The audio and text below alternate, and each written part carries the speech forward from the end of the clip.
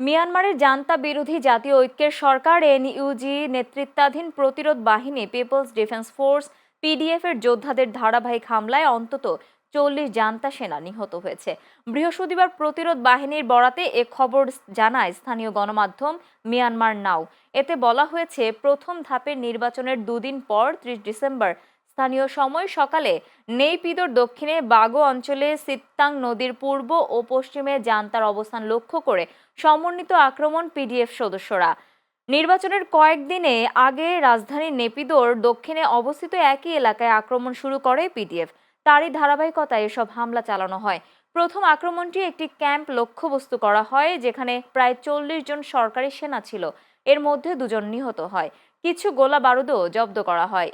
একই দিন আরও 2টি স্থানে বিদ্রোহী গোষ্ঠীর হামলায় বেশ কয়েকজন সেনা প্রাণ হারায়। জব্দ করা হয় বিপুল পরিমাণ গোলাবারুদ। দিনভর দুপক্ষের মধ্যে ব্যাপক গোলাগুলি হয় বলে গণমাধ্যমে জানান বাসিন্দারা। ভয়ে অনেকে গ্রাম ছেড়ে পালিয়ে যান বলে জানা গেছে।